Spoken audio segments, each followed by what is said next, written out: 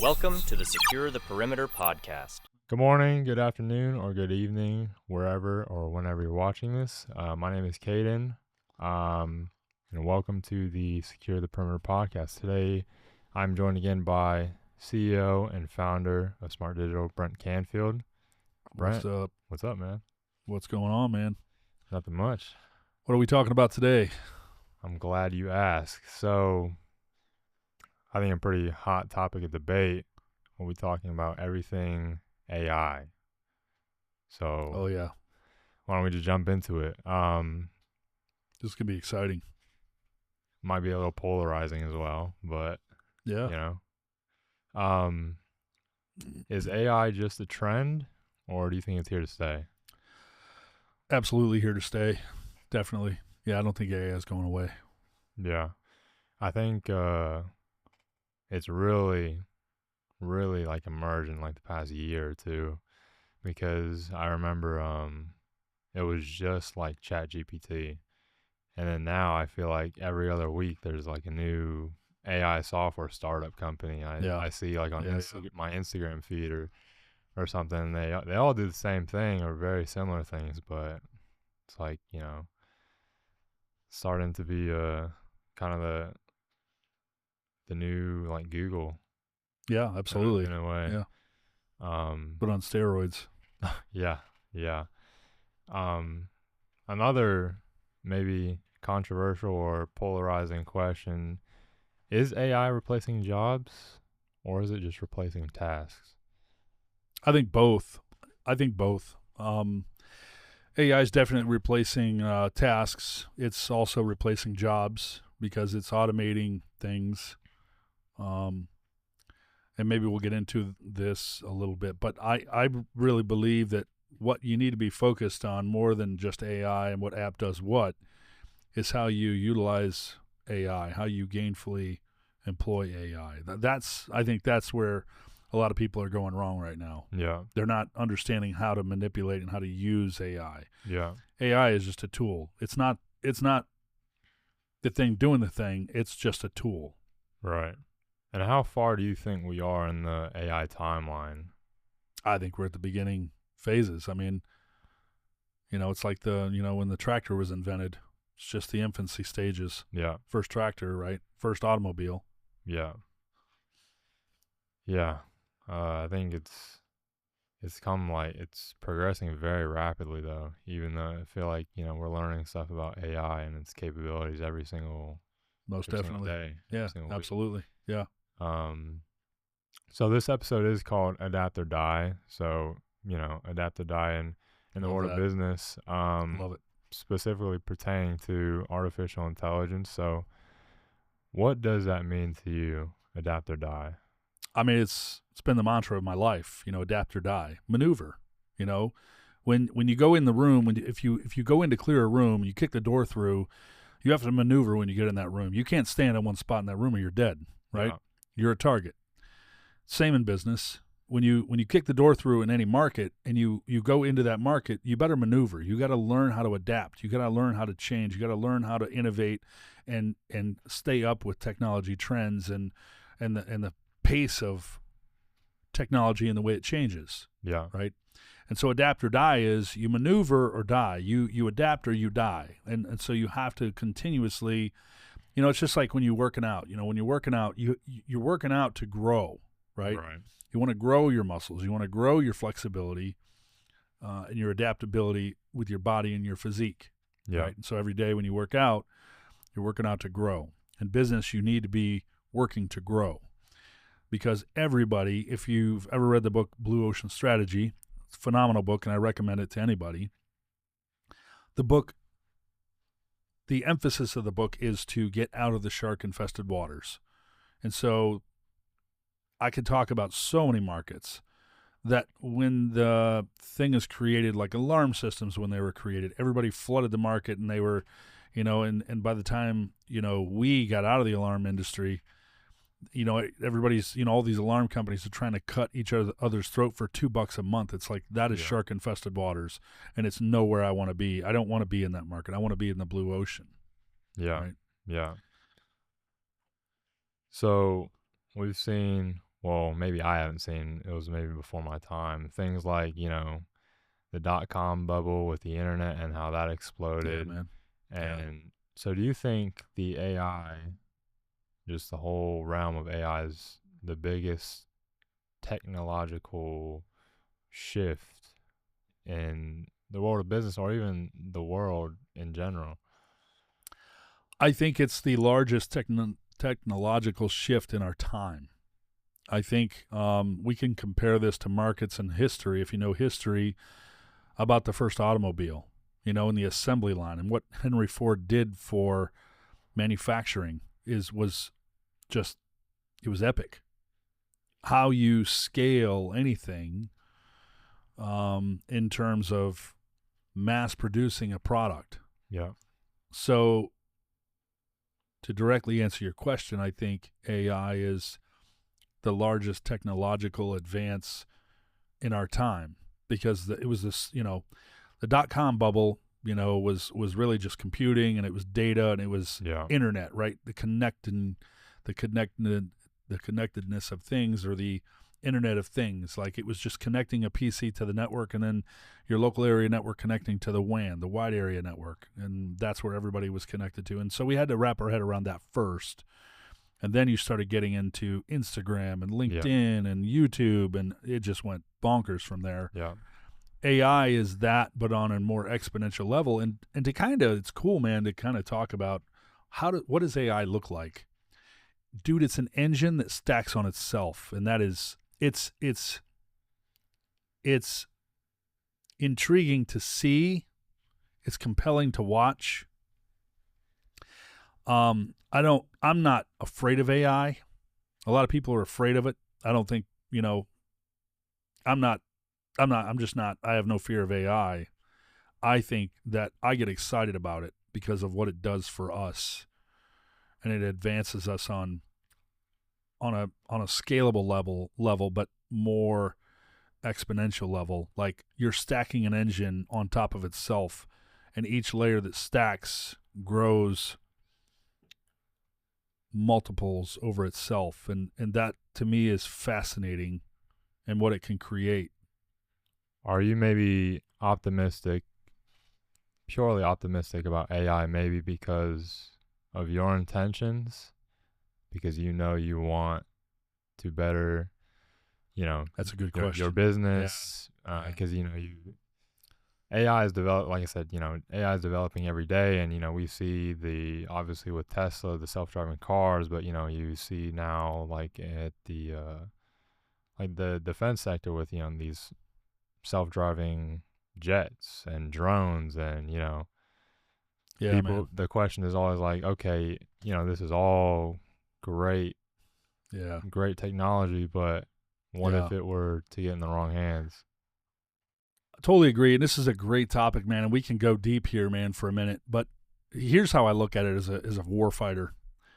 Having an unmanned jet, I think, is epic, because I look at it from boots on the ground. I always look at it as I'm sending in a team of dudes to kick doors through of locations that have terrorists, right, that are looking to kill us, right? And we can go multiple levels there on, the sect of, the terrorists, and, Hezbollah and all that. But they're just looking to do bad. They hate us with a passion, like dark eyes, black eyes, right. Hate in their eyes, right? Having a jet that can fly unmanned, where I'm not putting a dude at harm's way, or sending, robots into an area where I'm not sacrificing human flesh and blood, I think is epic, and I love it. I love it, man, because it's a total game changer to the threat anymore, right? And so I've always loved riding the wave of technology, and it's kind of how I describe it. You're just riding the wave, right? AI does that on exponential levels. Having a jet that can taxi itself and fly, take off on its own, fly a combat mission, and then return without human interaction, like being in the jet, I think is epic. I think that's when we become really dangerous, because we're not taking any more risks. because you have a jet. Yeah, it's a lot of money, to blow that jet out of the air, but we're no longer reserved because of the risk of flesh and blood. It's like, dude, you move your stuff or we're going to move it for you. I mean, it's kind of the same mantra, we've always had when General Norman Schwarzkopf said in the first Iraq or the first Desert Storm war, move the stuff off the line, Saddam, or we're going to move it for you. Well, now it's like, we don't even need to send troops. Right. We're going to send jets that are unmanned and controlled on the ground. Yeah. And so it's remote forces, virtual guards, virtual forces. I just think it's a game changer, and I'm super excited about it and what it's going to do for our capabilities. Why don't we get into that? So how does that change our capabilities? Oh, it changes everything, man. It changes everything. I think I love to push intelligence to the edge. It's kind of the mantra about who we are, because I at one point in my life, I was the warfighter. And so now I view it as converting my tactical background into a technical capability. And so we're pushing intelligence to the edge, and it's just a game changer. And it just helps us grow on multiple levels in regard to our capabilities and our efficiency. As another big one is the efficiency. And so what we can do with, the transfer of energy to the transfer of forces now, the capabilities are just off the hook. Yeah. They're off the charts. And it's not just incremental, it's like stacked growth. Yeah. Multiples, of growth. I think it's just super awesome. Yeah. So you mentioned all these things, but I feel there still is, with some individuals, some businesses, that there is a lot of friction. There is a lot of hesitation to kind of even, dab your foot in the water, so to speak, with AI. Why do you think that is? Or maybe what are some misconceptions people get with AI? Well, I'll speak from a tactical background. I think it's the lack of intel. I think it's the lack of... People fear what they don't know, right? It's historical. It's been around since the beginning of time, right? So even when Henry Ford created the first automobile, if you go back and you look at all the stuff they wrote about Henry Ford, they said he was the next devil, and and he's evil because he created this thing that takes away jobs. Well, it didn't take away jobs; it created jobs.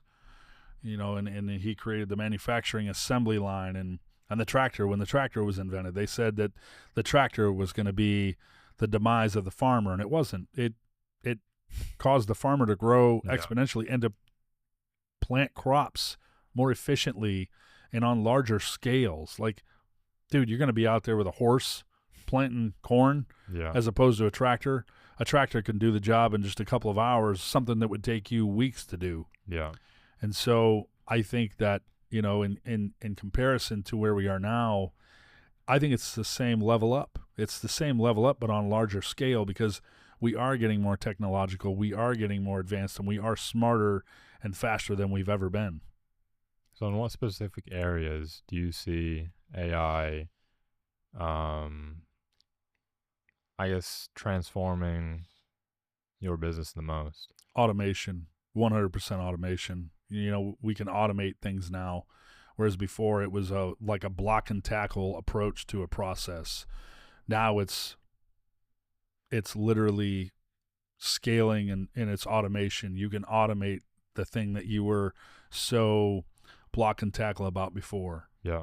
It, from the marketing, obviously, you're very familiar in the marketing space. It's how we market now. It's more streamlined. Yeah. Like, you don't have to sit there for 8 hours and try to come up with a proof of concept for your ads campaign. You can literally create it. And so the way you automate that, the way you develop new things and the research that's done and how I just think the root of it is automation. It's automation. So we know that now, but as far as I know, in grade school and, at higher ed, there are some, professors that are strictly no AI is not allowed. So how, I guess, That's a good do one, you think we should integrate that into education for students And if so, how? Absolutely. Absolutely.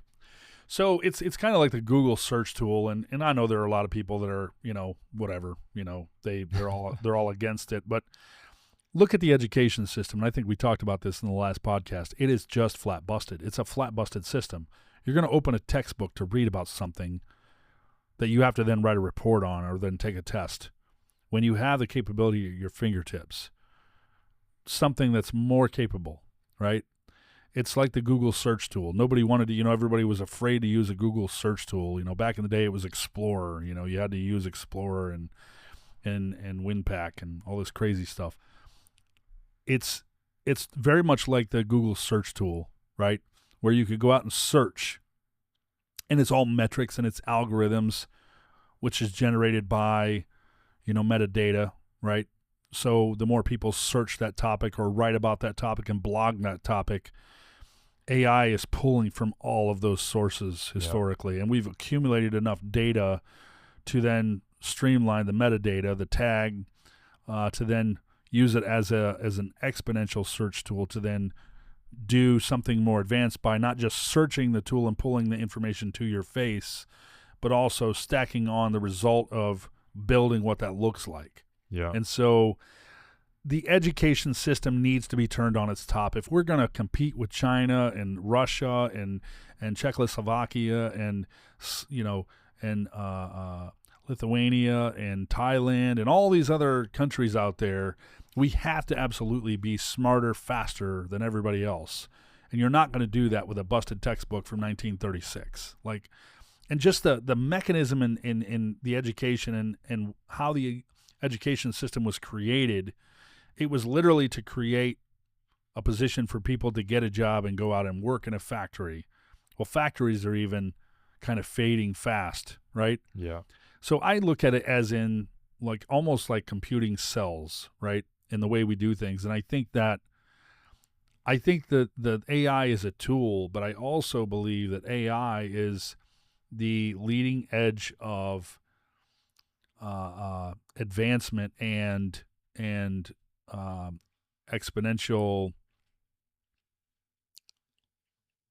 research. It's an exponential research tool that can be utilized to again streamline and make anything more efficient. Yeah. But how do you balance that innovation aspect with a preceded caution? Because, I think a lot of the talk around, especially with schools, is it won't let the students have critical thinking skills, and they're typing in all these prompts and they're just getting the information kind of spit at them right away rather than having to think about it.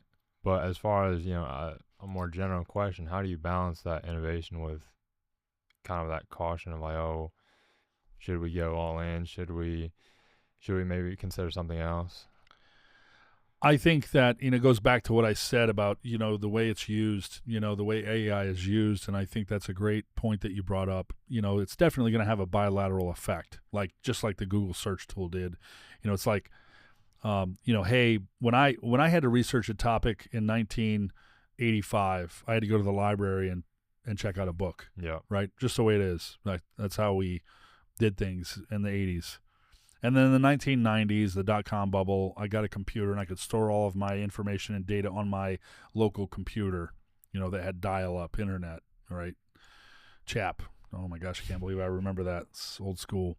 I don't even know what you're talking about. Right? Yeah, so MS CHAP was a Microsoft Challenge Handshake Authentication protocol that was used to basically communicate over the internet across a modem, right? A dial-up modem. It's kind of the same thing here. It's just a more advanced level. So now to do research, you literally not only have a Google search tool because it went from the library to a PC to then in the 90s a Google search tool.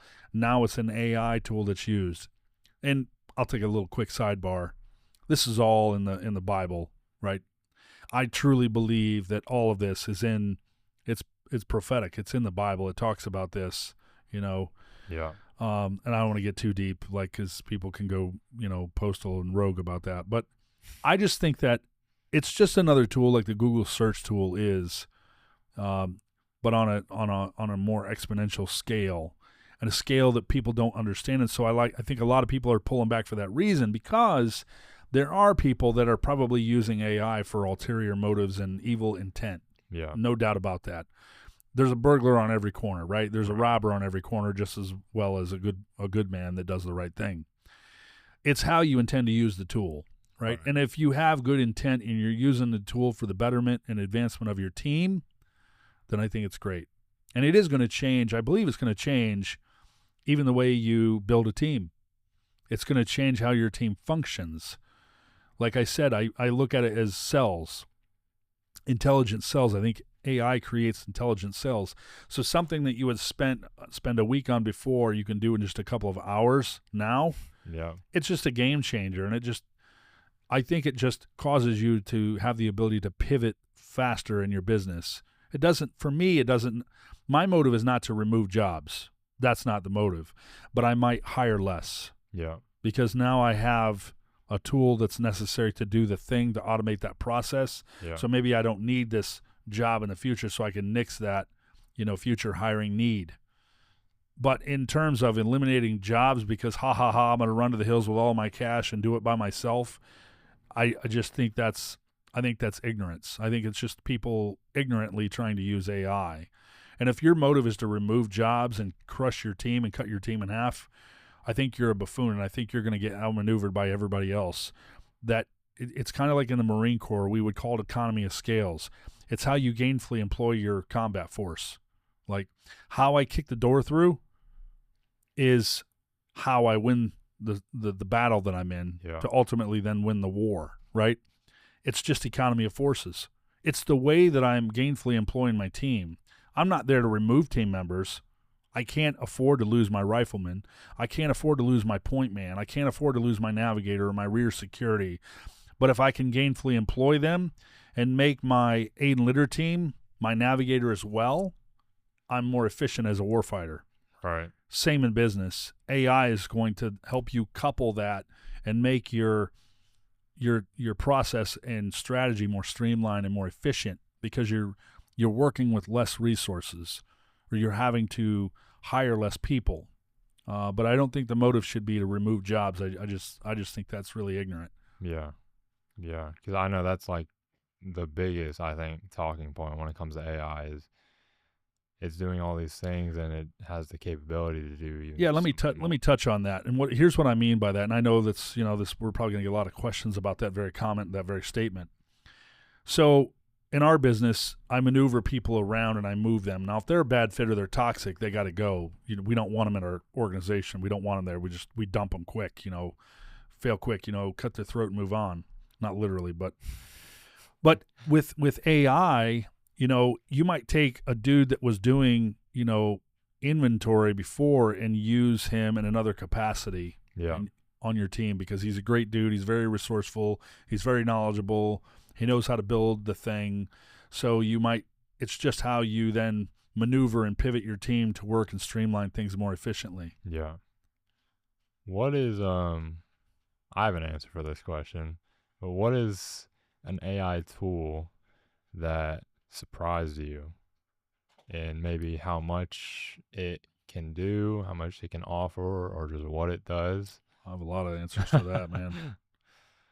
It's just, I've seen so much and I know that we're at the tip of the spear on this. We're in the infancy stages of AI, but one of the tools that I thought was really astounding is just and I won't even call one AI tool out specifically, the development capability, the engineering component of AI and the processes tools, I think have been astounding for me. What about you? What is your feedback on that? Well, I've always used ChatGPT. Claude has come into the frame now. I've heard a lot of good things about Claude, but specifically OpenAI with ChatGPT, they have like a separate application you can download called Codex, and it's literally just ChatGPT, but it's catered for coding, like creating code websites. So in the marketing department here, we've kind of revamped the entire websites for Smart Digital and sentry pods using that one application, and you Yeah. kind of just put in a prompt. You tell it how you want it to look, how you want it to format. I want this picture here. I want this text here, and Yep. it kind of lays it out either in code or step by step on how you can create it. And literally, like you said, it takes a task that would take weeks from brainstorming Definitely. to planning how the format's going to look like, to what pictures I want to use, to then actually building it. It kind of just lays out the framework all for you, and all you have to do is make it. So that is something that's really made our work more efficient, so we can kind of just churn out more stuff on the regular. Yeah, and I think it's exciting, man, because it's like, when you realize that you have that capability, it's like smash the gas. Like, let's straight line thinking, like Jordan Belfort used it in sales, his straight line persuasion method. It's the same, I think, with that capability of the Codex, and I think I'm super excited about it. I love to see the efficiency of it, and it's like, you got that capability. It's like smash the gas because it's so creative. Yeah. It's so creative, and something that would have taken me days to write code for, it does in just a few seconds. Literally, yeah. And it's just epic, man. It just takes your growth scale. It's like 10x growth is possible now. I talked about this on the last podcast, but Dr. Ben Hardy, talks about 10x growth is easier than doubling your company. And he talks about that a lot. And it's like, I mean, I absolutely see it with AI. It's like, you don't have any excuses anymore. If you can't 10x your company with AI, you just need to, burn the building down and go home, right? Burn the building down and go home. Because I just think you're gonna get swallowed up by the people who are doing it. Yeah. So do you think that it's adapt or die, right? Right. So then, do you think maybe it's dangerous for business owners to kind of ignore AI right now? Absolutely. Yeah. I think it's dangerous. I think it's foolish to ignore it. It's just, it's like ignoring the Google search tool. Yeah, it's kind of dumb. You could use it. You could not use it and just continue doing the research the way you were. But ignoring AI, I just think you're faster to fail by ignoring it. I really do. So then, apart from AI, what, as it pertains to the security industry, what type of technologies have been maybe the AI of security? Oh, man. Algorithms, as it pertains to analytics. I mean, cameras now are doing things that DVRs used to do. They're not only storing the video on the camera, but the analytic is on the camera. A virtual fence. Yeah. Object occlusion, targeting, and the delineation between a vehicle or a person is being done on the camera now. So the analytic is on the edge. It's not on the DVR anymore. The NVR is just basically a multiplexer for video streams. That's really all it is. And now we're doing that in the cloud, so NVRs are no longer necessary. They're really kind of obsolete. Yeah. So it's just cloud computing is also stacking, so quickly, and that's why data centers are blowing up right now. So it's an interesting. I just get excited, man. I love technology. I love AI and the way it's utilized. Because we don't have ill intent with AI. Yeah. But I just think it's cool in the way that it advances, and it's very creative. Yeah. Do you think, or maybe it is AI like a standard now for as far as security goes? Well, there's context to that, right? Because the way I look at security is the same way I looked at security in the Marine Corps. I always looked at security in layers, right? And so to get from point A to point B, or to get to the objective, you had to do it in layers. So the outside perimeter is your number one layer, right? Until you get into the nucleus where the target is. Yeah. Is the inside of the nucleus. That's the target. I think AI is kind of it's a tool, whereas the context of security is done in layers, and you're virtualizing the capability now where you no longer need a physical dude. You don't need a guard anymore, because I can achieve the same objective with archive video capabilities that has retention and speed of information. Before, it was a guard writing a report, Yeah. and good luck trying to delineate the color of red that he saw at 11:30 at night or 02 in the morning. AI shows you. Yeah. Analytics show you. Technology shows you. The retained video shows you what the vehicle was, what color it was, and how many dudes were in the vehicle. So I think AI is great. I can just assume that you think AI is great, a great tool. But what risks does AI run when it comes to maybe customer information? If you do automate your entire, maybe CRM software, what are some things that AI maybe shouldn't be implemented in, or how important is that human connection still? Well, I think, that's a great point, and there are definitely risks. I don't want to sit here and say that AI is the greatest thing and it's the only thing and it's going to save the world. I think it's going to advance the world. But with data and access to data, there's always risks. Cybersecurity and vulnerability and fraudulent scammers are on the rise, and there's more scamming going on than ever before, right? Yeah.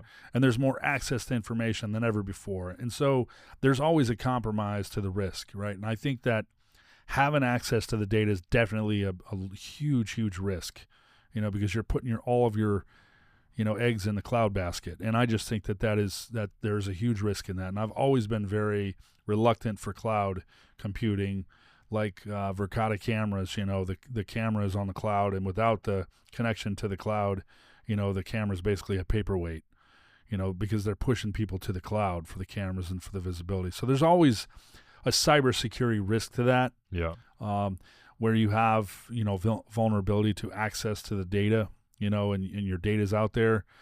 So it's just cybersecurity has to be growing in lockstep with AI, and I'm not sure that's happening. And so that is a huge risk in of itself. And so I think that, yes, I do think AI is a great tool, and I'm excited about AI, but I also know there is a lot of larger risks with AI, man. And it's like, but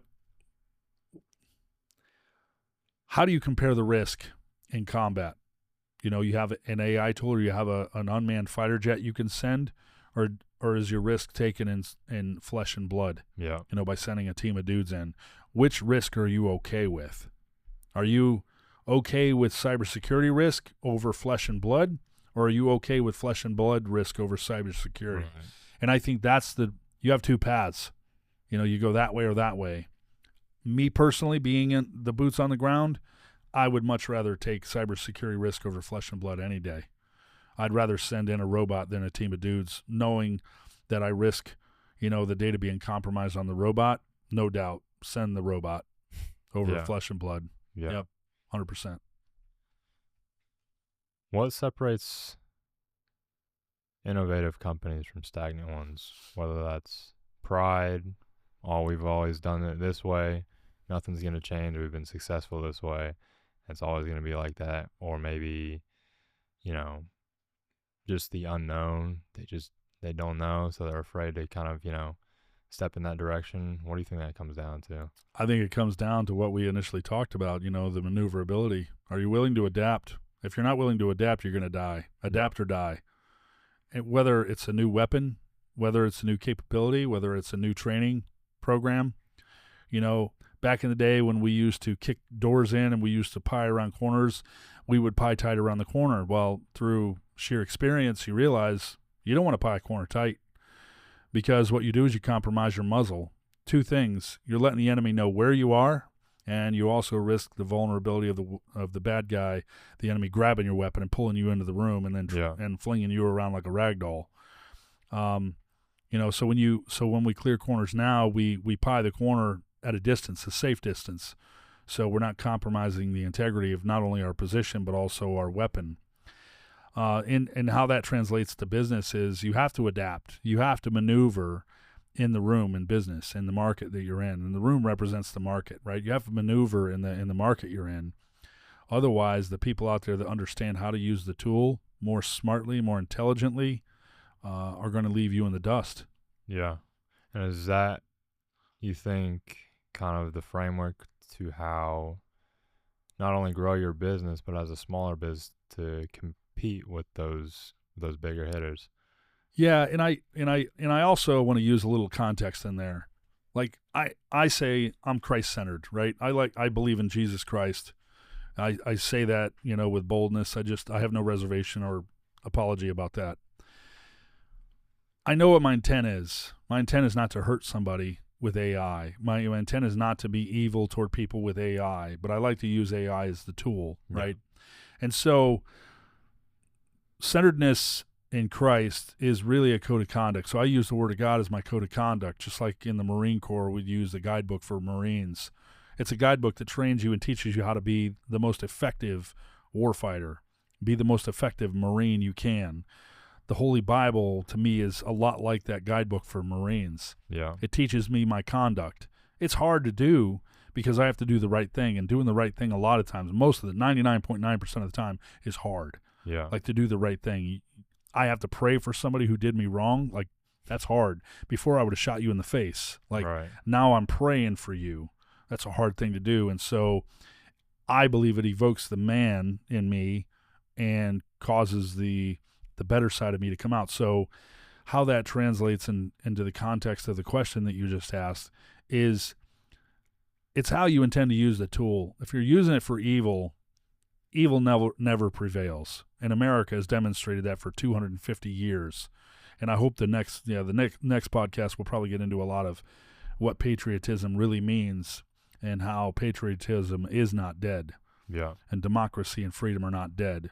And politics are not freedom. And I don't want to get down that rabbit hole. But I just believe it's, to me, that the Word of God to me is my code of conduct. And so it's the way I intend to use the tool. And so I think that correlates. Yeah. Yeah. It's definitely a hard standard to live by, though, I know, like, some stereotypes may be like, oh, you can just pray for forgiveness, or, you can do live your life the way you want, man. and all you have to do is pray for forgiveness and you're all set. But it's much more than that. I think, 100%. There was this podcast and this lady was saying, it's like, quote unquote, like cute for you to pray for like your friends or your loved ones. Jesus tells you to pray for those who persecute you. And I think, for anyone listening, the Christian path is definitely, it's a well worth path, but it's not all sunshine and rainbows as most people may make it sound to be. So I know your business motivations are rooted in Christ. What mindset does a business need to stay ahead of the competition? Kind of like a grand chess master. I think it looks different for everybody. There are people who aren't in the faith and who are not Christ-centered, and so they're looking around at the world, for the world to bring them the next opportunity. Mine is in faith. I believe that God is going to give me everything that I need, and I trust in God. So I'm looking up. I'm not looking down at the ground. I could care less what's on the ground. The ground's got nothing for me. The world's got nothing for me. This place is desolate, I think. Yeah. So I look to God for my guidance and my epiphanies that I get, and I get them all the time. God continuously feeds me ideas and thoughts that are provoked by creativity. So I think that mine is guided by God, and I just believe that God is my true north. I believe God is the center of everything I do, and it is hard. Praying for your enemies is probably the hardest thing I ever did. And I think I shared this story, but I had a person in business really do me really wrong. And it was a hard setback. And reluctantly, I literally heard God tell me to drive to this guy's big audacious house and knock on his big audacious front door. That's all right. And go inside his house and pray with him and his wife. When 15 minutes before that, I wanted to stick a boot knife in his throat. Literally wanted to bleed this dude out. Yeah. And I did, and I obeyed. And I believe it was one of my breakthroughs because I literally gave up the hardness in my heart for this dude. Yeah. So I gave it up. I was no longer imprisoned by the hatred I had for him. Yeah. And thank God you did that. Thank God I did that. Because you wouldn't be here. I I wouldn't be wouldn't be here. I wouldn't have a job. Just a few closing questions. What is one AI-related action every business should take in the next 90 days? I think that you should just pick something you want to automate, a process, a task. And I think that, and you should be very focused on how you get yourself out there. I think marketing is a great way to use AI, to be very frugal with it. I think you could maybe potentially pick marketing and just, how do I, if I'm Joe's Garage and I want to get my name out there and I want local customers to come in and bring their vehicle into my garage and I could fix it, use AI to get your name out there. Yeah. Advertise broadly, right? And so, how do people find you before? It's like, I got to look for a mechanic, and if I have the right SEO, I might get found or whatever.